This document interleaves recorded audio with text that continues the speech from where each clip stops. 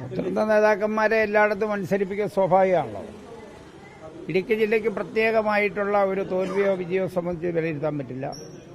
കേരളത്തിലാകെ ഉണ്ടായിട്ടുള്ള ഒരു പ്രതിഭാസം ഇടുക്കിയിലുണ്ടായിട്ടുണ്ട്. അതൊക്കെ സംബന്ധിച്ച് പാർട്ടി നേതൃത്വവും ഇടതുപക്ഷ ജനാധിപത്യവും പരിശോധിക്കും. അതുകൊണ്ട് ഇതിന്റെ ഭാഗമായി വന്നതിനോടുകൂടി ഇപ്പോൾ ഇടതുപക്ഷ ജനാധിപത്യ മുന്നണിയെ കേരളീയ സമൂഹം തള്ളിക്കളയുമെന്നോ അല്ലെങ്കിൽ കേരളത്തിലാകെ ഉണ്ടായിട്ടുള്ള ഒരു പരാജയം ഭരണവിരുദ്ധ വികാരമൊന്നും എത്തേണ്ട കാര്യമില്ല. വന്നത് എന്താണെന്ന് പരിശോധിക്കും. പരിശോധന അടിസ്ഥാനത്തിൽ നിലപാട് സ്വീകരിക്കും. അതിന്റെ അടിസ്ഥാനത്തിൽ ഞങ്ങൾക്ക് സാധാരണ ഒരു തിരിച്ചടി ഉണ്ടായാൽ അതിന്റെ വസ്തുത പരിശോധിക്കപ്പെടുകയും ആ പരിശോധന അടിസ്ഥാനത്തിൽ തിരിച്ചുവരവിന് വേണ്ടി ആവശ്യമായ പ്രവർത്തനം നടത്തുകയും ചെയ്യും. വർദ്ധിതമായി തിരിച്ചടിയുണ്ടായ അതിന്റെ ഗൗരവത്തിൽ പരിശോധിച്ചുകൊണ്ട് തിരിച്ചു വരും. അതാണ് ഇടതുപക്ഷ ജനാധിപത്യത്തിനുണ്ടെങ്കിൽ സിപിഎമ്മിന്റെ ഇതുവരെയുള്ള അനുഭവം. അതാണ് ഇവിടെ തെരഞ്ഞെടുപ്പിന്റെ സ്ഥിതി എന്താണെന്ന് ആധിപത്യം പരിശോധിക്കത്രേ ഉള്ളൂ. മൂന്നാം സർക്കാർ എന്ന നിലയിലേക്ക് പോലും ചർച്ചകൾ സർക്കാരിന്റെയും സിപിഎമ്മിന്റെയും ഭാഗത്തു നിന്ന് ഉണ്ടാകുന്നുണ്ടായിരുന്നു. പ്രചാരണം അങ്ങനെയായിരുന്നു. പക്ഷേ അത് ഈ ഒരു തോൽവിയെ അത് നമുക്ക് കനത്ത തോൽവിയായി എന്ന് തന്നെ കണക്കാക്കാം. ഇതിനേക്കാൾ വലിയ തോൽവി കേരളീയ സമൂഹത്തിൽ നേരിട്ടുണ്ടല്ലോ. കേരളത്തിനേക്കാൾ വലിയ തോൽവി ഇടതുപക്ഷ ജനാധിപത്യം നേരിട്ടിട്ടില്ലേ? ആ നേരിട്ടതിനെല്ലാം അതിജീവിച്ച് കടന്നു വന്നിട്ടുണ്ടല്ലോ. അവിടെ മൂന്നാം സർക്കാർ എന്ന കാഴ്ചപ്പാടിനൊന്നും ഏതും തരത്തിലുള്ള മങ്ങലേറ്റു എന്നുള്ള വിലയിരുത്തലേക്ക് ഇപ്പം നമ്മൾ പോകേണ്ടതില്ല. തദ്ദേശഭരണ തെരഞ്ഞെടുപ്പുമായിട്ടുള്ള തെരഞ്ഞെടുപ്പിൽ പല വ്യത്യസ്തമായ കാരണങ്ങളുണ്ടാവാം. അതെല്ലാം ആ തരത്തിൽ പരിശോധിക്കപ്പെടുക, തിരുത്താൻ ആവശ്യ നിലപാട് സ്വീകരിക്കുക, തിരുത്തുക, അതനുസരിച്ച് ശക്തിയായി മുന്നോട്ട് വരിക എന്നുള്ളതാണ് കാഴ്ചപ്പാട് അടിസ്ഥാനത്തിൽ.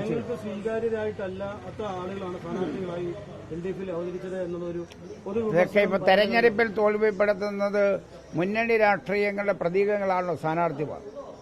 സ്ഥാനാർത്ഥികളെന്ന് പറയുന്നത് സ്വാഭാവികം തീരുമാനിക്കുമ്പോൾ ഒരു മുന്നണിയുടെ സ്വീകാര്യമായ സ്ഥാനാർത്ഥികളാണ്. അപ്പം അങ്ങനെ സ്വീകാര്യരായ സ്ഥാനാർത്ഥികളെ നിർത്തുമ്പോൾ ഇപ്പോൾ ധീരജനെ കൊലപ്പെടുത്തിയ കൊലയാളിയായ ആൾ ജയിച്ചിട്ടില്ലേ? അപ്പോൾ അങ്ങനെ അതിനേക്കാൾ കൊലക്കേസ് പ്രതിയായവർ ജയിച്ചിരിക്കുന്നു. അപ്പോൾ അതുകൊണ്ട് സ്ഥാനാർത്ഥി UDF അത്ര ആളെ നിർത്തിയത് അവരാണ് ജയിച്ചിട്ടുള്ളത്. അപ്പം അതിന് ആ ഒരു സാഹചര്യത്തിലാണ് നമ്മൾ വിലയിരുത്തേണ്ടത്. അതിനെ അടിസ്ഥാനത്തിൽ വ്യക്തികേന്ദ്രീകൃതമായിട്ടുള്ള ഏതെങ്കിലും സ്ഥാനാർത്ഥിയെയോ അല്ലെങ്കിൽ ഏതൊരു സ്ഥാനാർത്ഥിത്വത്തെ സംബന്ധിച്ചല്ല പരിശോധിക്കേണ്ടത്. ആകെ കേരളത്തിലുണ്ടായിട്ടുള്ള തിരിച്ചടിയുടെ ഭാഗമായി ഇടുക്കിയിലുണ്ടായിട്ടുണ്ട്. ഇടുക്കിയിലെ ജനങ്ങളോട് പറഞ്ഞിട്ടുള്ള ഏകദേശം എല്ലാ വാഗ്ദാനവും തന്നെ പൂർത്തീകരിച്ച ഘട്ടത്തിലാണ്. അതിനുശേഷം ഉണ്ടായിട്ടുള്ള ഒരു തിരിച്ചടിയുടെ കാരണം എന്താണ് എന്ന് ഞങ്ങൾക്ക് വിശദമായി പരിശോധിക്കും. പരിശോധിക്കാൻ ശരിയായ നിലപാട് സ്വീകരിക്കും. ജില്ലാ സെക്രട്ടറിയുടെ വാർഡിൽ പോലും വിജയിക്കാൻ കഴിഞ്ഞു. ഇപ്പൊ എന്റെ വാർഡ് മാത്രമല്ലല്ലോ, ഇപ്പൊ EM തോറ്റില്ലേ? അതിനെ വിട്ടുകളന്ന് മാതൃഭൂമിക്കാർ അത് വിടരുതല്ലോ. EM തോറ്റത് ഏറ്റവും വലിയ തോൽവിയല്ലേ? എന്റെ വാർഡ് മാത്രമല്ല, കേരളത്തിൽ ഇപ്പോ പല ആളുടെ തോറ്റു. അതിന്റെ ഭാഗമായി കണ്ടാൽ ഞാൻ പഞ്ചായത്ത് തോറ്റില്ലേ? അതൊക്കെ സ്വാഭാവികമായിട്ടുണ്ടാവുന്നതാണ്. അത് വ്യക്തിപരമായി കാണേണ്ട കാര്യമില്ല. കേരള കോൺഗ്രസ് മാണി വിഭാഗത്തിന്റെ പ്രകടനം വളരെ മോശമാണ് എന്ന് നമുക്ക് വിലയിരുത്താൻ പറ്റും. അങ്ങനെ പറയാൻ കഴിയില്ല. പൊതുവായി ഇടതുപക്ഷ ജനാധിപത്യ മുന്നണിയുടെ തോൽവിയെ ഏതെങ്കിലും ഒരു ഒറ്റക്കക്ഷിയെ മാറ്റി നിർത്തിക്കൊണ്ട് കാണേണ്ട കാര്യമല്ല.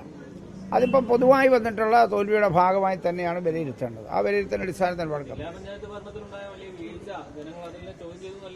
അതിപ്പോ അങ്ങനെ വിലയിരുത്താൻ അങ്ങനെ കേരളത്തിലെ എല്ലാ പഞ്ചായത്തുകളും ഇപ്പൊ 7 പഞ്ചായത്തോട്ടുള്ള എല്ലാം അങ്ങനെ വരുത്താൻ പറ്റുമോ?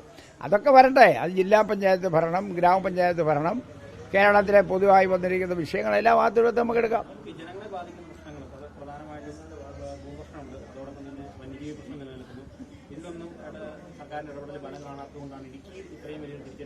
എന്ന് വിലയിരുത്താനും കഴിയില്ലല്ലോ. കാരണം എന്തറിയോ, ഭൂപ്രശ്നങ്ങൾ പരിഹരിക്കപ്പെടേണ്ട ഒരു ഘട്ടം തീർത്തു.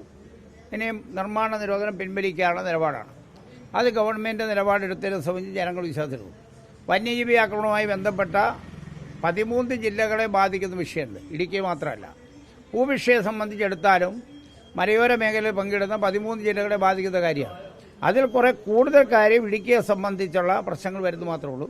അതിന് പരിഹാരം ഉണ്ടാക്കാൻ വേണ്ടി കഴിഞ്ഞിട്ടുണ്ട്. അതുകൊണ്ട് അതെല്ലാം ഒരു തെരഞ്ഞെടുപ്പിന്റെ പരാജയത്തിന് പ്രധാനപ്പെട്ട കാരണമായി കാണേണ്ട കാര്യം. തൊടുപുഴ പോലെയുള്ള നഗരസഭകളിൽ ബിജെപിയുടെ ഒരു വളർച്ച, ബിജെപി കോൺഗ്രസ് കൂട്ടുകെട്ട് ഇപ്പൊ പലയിടത്തും നമുക്ക് അറിയാമല്ലോ. ഈ തെരഞ്ഞെടുപ്പിനകത്ത് പല മേഖലകളിലും പല വാർഡുകളിലും സ്ഥാനാർത്ഥികളെ നിർത്തുകയും അവസാനം അവർ തന്നെ ബിജെപിയും കോൺഗ്രസും ഒന്നിച്ചൊരു പ്ലാറ്റ്ഫോമിൽ നിന്നുകൊണ്ട് തെരഞ്ഞെടുപ്പിൽ നേരിട്ട അനുഭവം ഉണ്ടല്ലോ. പലയിടത്തും നമ്മൾ യാത്ര ചെയ്യുമ്പോൾ കാണുമ്പോൾ നമുക്കറിയാം. ബിജെപിയുടെ വന്ന് വോട്ട് ബൾക്കായിട്ട് വന്ന് അപ്ലൈ ചെയ്തിട്ടുണ്ട്. ഞങ്ങൾ ജയിക്കാൻ സാധ്യതയുള്ളിടത്ത് ബിജെപിക്ക് വോട്ട് ചെയ്യും. ഇപ്പം ഞാൻ തന്നെ താമസിച്ച പഞ്ചായത്തിൽ 15-ാം വാർഡ് അതാണ്. ബിജെപിയുടെ സ്ഥാനാർത്ഥിയെ മാറ്റി നിർത്തി സ്ഥാനാർത്ഥി ഉൾപ്പെടെ UDF വേണ്ടി പ്രവർത്തിച്ച അനുഭവമുണ്ട്. അപ്പം അതുകൊണ്ട് BJPക്കും കോൺഗ്രസിനും ഇടതുപക്ഷ വിരുദ്ധ രാഷ്ട്രീയം കൈകാര്യം ചെയ്യാൻ അവർക്ക് ഏകോപതമുണ്ട്. അതിന്റെ അടിസ്ഥാനത്തിൽ നിലപാടുകൾ തൊടുപുഴ ഉണ്ടായിട്ടുണ്ടാവും. അതെല്ലാം ഓരോ വാർഡിലെയും തോൽവിയെ സംബന്ധിച്ച് സമഗ്രമായി പരിശോധിക്കുന്നുണ്ട്. പരിശോധന അടിസ്ഥാനത്തിൽ നിലപാട് നമുക്ക് പറയാം.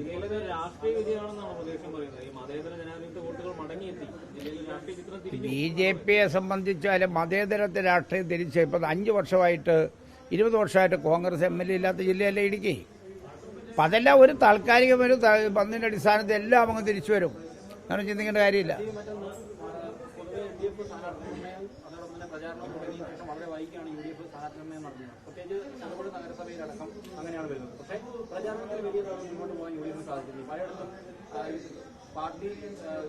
ഇത് പ്രവർത്തനം ഏകോപിപ്പിക്കാൻ ആളെ പോലും കിട്ടാത്ത അവസ്ഥ ഞങ്ങൾ മാധ്യമങ്ങൾക്കടക്കം ഉണ്ടായിരുന്നു. അത് എങ്ങനെ പറ്റും? എങ്ങനെ ഇടതുപക്ഷത്തിന്റെയാണ് പ്രചാരണം വളരെ പിന്നിലായിരുന്നു. ചില ഏതെങ്കിലും ഒറ്റപ്പെട്ട സംഭവങ്ങൾ എന്നുള്ള രൂപത്തിൽ എടുത്താൽ മതി. അത് വ്യാപകമാണെന്നുള്ള രൂപത്തിൽ എടുക്കേണ്ട കാര്യമില്ല.